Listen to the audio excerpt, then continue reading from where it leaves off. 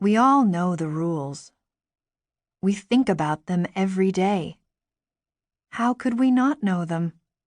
We learned them by heart before we came here, and they've been drilled into our heads by constant use ever since.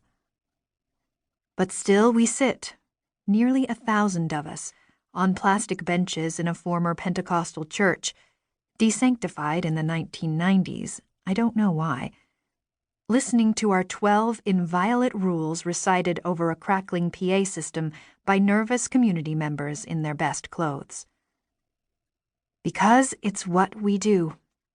We do it every year to commemorate the extraordinary trip we all took together 4 years ago. Our escape from fear and sickness and hunger, our miraculous arrival in this land of milk and honey.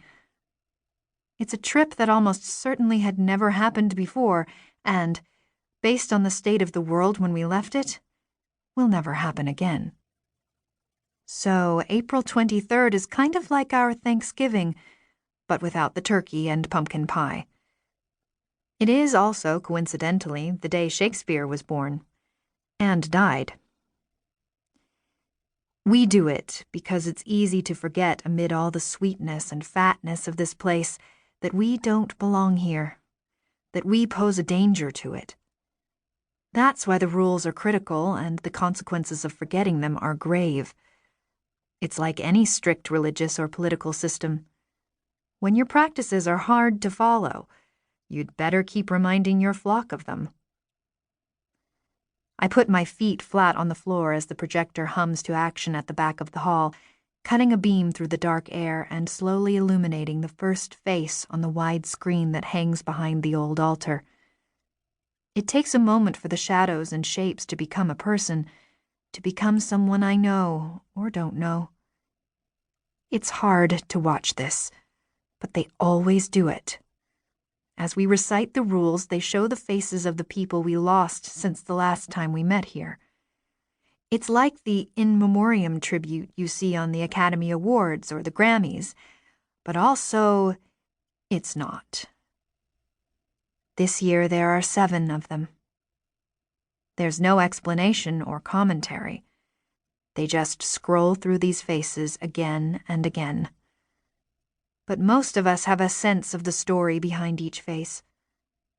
We understand, without saying so, the over-representation of the fragile, the wayward, and the incompliant members of our community up there on that screen. My mother glances at me as Dr. Strauss stands up from the dais at the front to recite the first rule, the one about allegiance. The rules are never displayed, never even written down on a piece of paper. That's not how we do things. We've gone back to an oral tradition. I try to listen. I always do, but the words have been stirred around so many times they've lost their particular order and shape in my ears. They've melted and dissolved into a chaotic mix of impressions and anxieties. Dr. Strauss is one of the leaders. There are 9 of them, and 12 counselors. The leaders make the policy, and the counselors hand it down to us and translate it into our daily lives. We are each assigned to a counselor. Mine is Mr. Robert. He's sitting up there, too. A girl near the back in a green dress stands to recite the second rule, about the sequence of time. Heads politely turn. It's an honor to get to recite one, like landing a part in the Christmas pageant. I was chosen once, 3 years ago. My mom dressed me in her gold ballet flats and her most expensive silk scarf. She mashed rouge into my cheeks. I got to say the 6th one, about never submitting to medical attention outside the community. After the girl speaks, we all turn back to the front, obediently awaiting rule number 3. The black and white face of Mrs. Branch now takes its turn up on the screen. She was an acquaintance of my mother's, and I know she died of breast cancer that barely got treated. The photo doesn't exactly hark back to happier times. It looks like it was taken on the day she got her diagnosis. I look away. Briefly, I catch the eyes of my friend Catherine a few rows behind.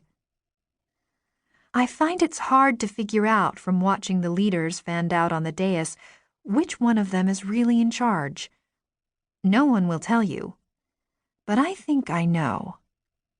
I think this because of something that happened to me when I was 13, not long before my turn at reciting the 6th rule.